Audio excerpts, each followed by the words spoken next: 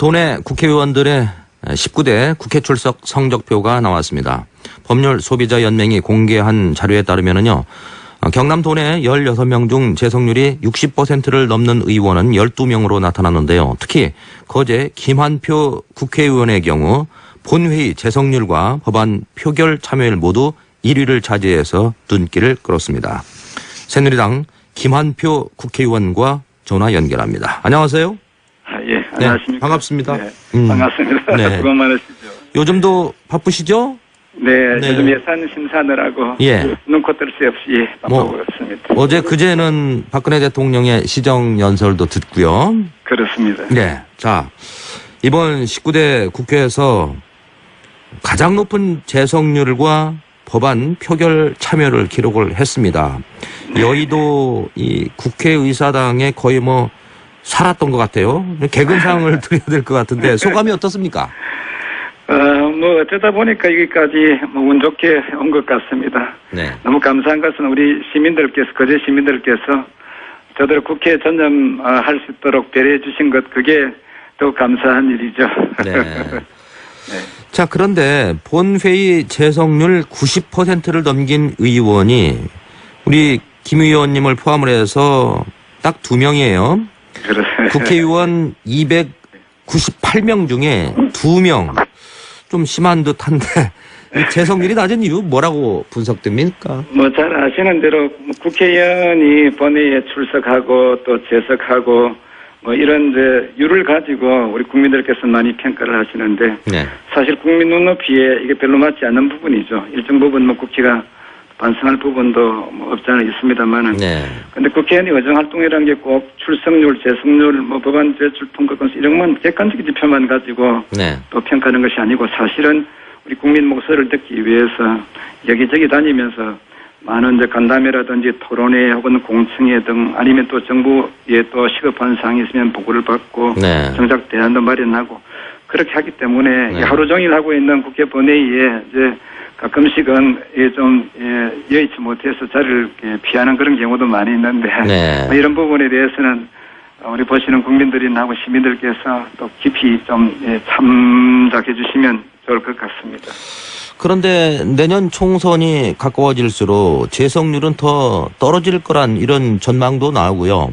네. 국무총리가 국회에서 답변할 때라든지 장관이 답변할 때 이럴 때 보면은 네. 이석률이 상당히 높아요.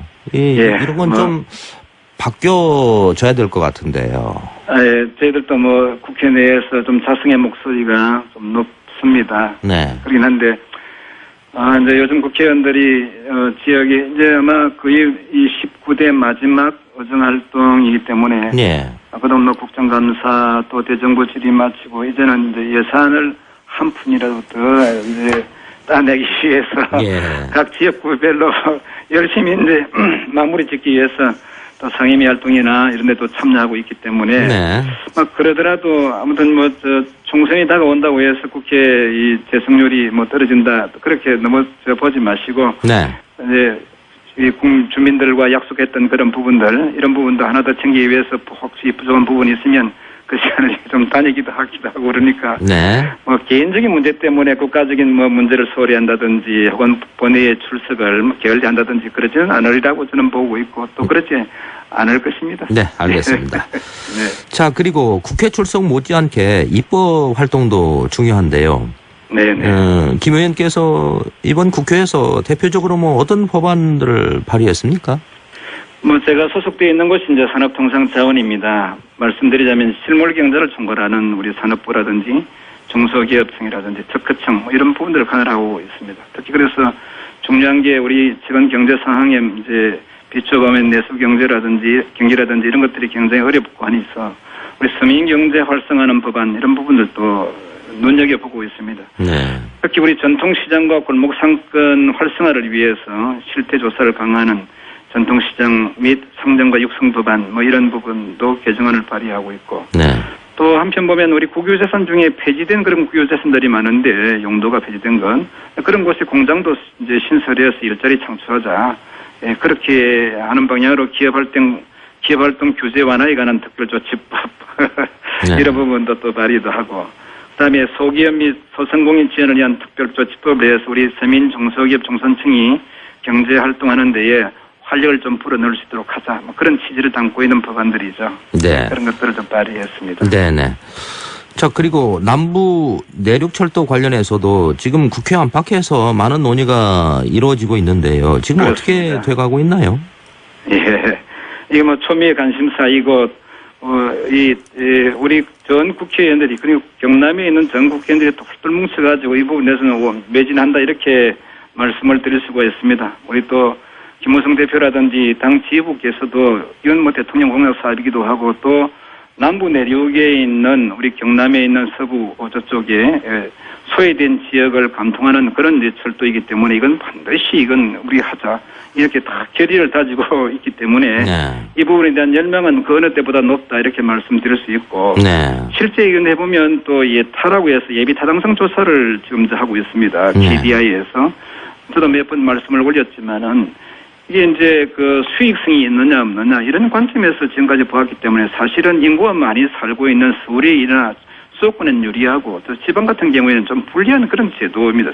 사실은. 그래서 이 부분에 대한 부분이 잘못됐다. 그래서 지역 균형 발전 차원에서는 AHP 제도라는 제도를 다시 도입해가지고 수익성이라든지 이런 것보다는 오히려 정책 측면 또 그다음에 지역 균형 발전이라는 이런 항목에 대한 배점을 좀 더 높여가지고 예비 타당성 조사에 나오는 지수를 좀 더 올리자. 이렇게 해서 각종 토론회, 그 다음에 정부에 대한 건의, 또 뭐 저희들 뜻을 모아서 그런 부분에 대해서 굉장히 얘기를 많이 하고 있는데 실은 또 어제 뭐 우리 예결위에서 제가 국무총리하고 기재부 장관한테 예타 조사에 대한 5가지 문제점 이게 잘못되어 있다. 그래서 이 적게 반영된 부분을 좀 높여야 예타가 잘 나오지 않겠느냐, 보완할 수 있지 않느냐, 뭐 이런 얘기를 집중적으로 어제 제가 또 질의도 하고 해서 충분히 이런 부분을 반영하겠다.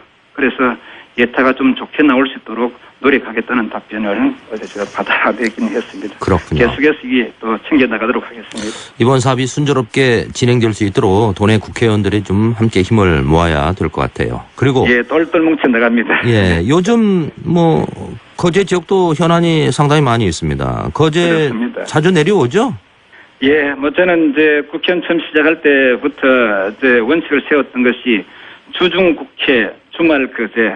그래서 주중에는 국회에 전념하고 주말엔 거제 내려가서 우리 시민들과 또 야언을 나누고 또 우리 민원이라든지 우리 또 지역의 또 시의 현안 문제를 받아가지고 중앙정부에 와서 정책 해결도 하고 민원 해결 또 예산 관련해서 부지런히 또 행정부서에다가 요청을 하고 있고 또 뭐 잘 아시는데도 지난 여름에는 또 휴가 기간을 이용해서 민생 탐방하느라고 택시 운전도 한 달간 하면서 그렇죠. 직접 생생한 목소리도 좀 듣고 예. 이렇게 해서 정말 뭐 역동적으로 이렇게 뭐 의정생활하고 있다. 저는 뭐 그렇게 말씀을 올리고 싶습니다. 네네. 택시 운전하시고 나서 저하고 또 인터뷰도 했었죠 그때. 그렇습니다. 네. 지금 거제 가장 큰 현안이 대우조선 해양인데요. 네네. 다행히 엊그제 법정관리 위기는 넘겼지만은 구조조정으로 인한 갈등의 불씨가 있습니다. 이 문제 어떻게 풀어나가야 합니까? 우선에 뭐 감사하게 생각하는 것은 우리 대우조선 노조에서 뭐 통 크게 무파업 선언도 하고 임금 동결하는 데 대해서 마음을 모아주셔서 이제 결국 사인을 해주셨어요. 이 부분에 대해서는 대우조선 노조위원장과 상지비대위원들께 정말 감사드리고, 근데 이게 이제 우리 대우조선이 현재 한 4조 원 이상의 누적 적자가 발생했기 때문에 우리 시민들께서도 이러다가는 우리 일자리 다 잃는 거 아니냐 이런 매우 걱정도 많이 하시고 했는데 다행히 이제 이 부분을 우리 산업과 또 수출협은행 그다음에 우리 금융위원회라든지 또 정부에서 이제 적극적으로 개입을 해서 이 문제를 좀 풀어가려고 좀 준비도 하고 있고 또 뭐 저도 지난번 우리 국회 예결위에서 우리 국무총리라든지 청년 부총리라든지 뭐 금융위원장 등등에게 산업은행의 지금까지 대우조선에 뭐 단 몇 푼짜리도 전부 다 CFO 소위 이제 재무담당 최고 책임자가 있어서 결제를 해봤는데도 불구하고 이런 현상이 벌어진 것은 이건 산업은행도 책임이 있다. 대우조선에만 모든 문제를 떠넘기지 말고 함께 고민해야 된다. 물론 대우조선 최고 경영자분들이 어떤 뭐 판단이라든지 이런 부분에 대한 미스가 있을 수 있다. 그래서 어떻든 간에 현재 어려운 고비를 잘 넘기기 위해서는 이제 마음을 합해서 빨리 실사를 끝내고 적기에 자금이 투입되어야 된다. 이런 말씀을 강력하게 요청을 했었죠. 네. 그래서 이제 앞으로 지금 이제 그 우리 정부에서 한 4조 원 가량 이제 그 자금은 이제 투입을 할 텐데 이제 문제는 좀 전에 말씀하신 대로 어떻게 이제 구조 조정으로 인한 갈등 불씨 이 부분을 어떻게 잘 이제 정리를 해갈 것인가 하는 게 그냥 큰 이제 이슈로 남아 있습니다. 네. 아무튼 우리 일반 근로자들이 가급적 직장을 잃지 않도록 네. 최대한 저희들 이 구조적 부분에 관한 부분은 잘 정리를 하고 넘어갈 필요가 있다 이렇게 봐지고 대신에 이제 우리가 어떤 인사 혁신 차원에서 아마 네. 이 부분은 회사에서 좀 크게 안목을 보고 하지 않게 적재적소에 연을 배치한다든지 어떤 그 효율성 높이기 위해서 그런 부분들은 아마 하지 않겠느냐 이렇게 생각이 되어지지만 우리 그 근로자들이 이렇게 일자리를 잃고 내몰리는 그런 일은 없도록 저도 최선을 다해서 앞에 나가서서 또 일을 하겠습니다. 조선업이 지금 불황이니까 조선업에 종사한 근로자들이 거제를 떠나고 있습니다. 그래서 거제 지역 아파트도 미분양되는 일도 있었고 또 음식점 등 여러 업소의 매출이 2, 3년 전보다 한 반 정도로 떨어져서 장사가 안 된다고 지금 아우성인데 네. 이거 참 심각합니다. 거제 지역의 다른 조선소들도 상황이 어렵기는 마찬가지라고 생각이 들어요. 또 그렇습니다. 통영이라든지 STX 창원이라든지 네.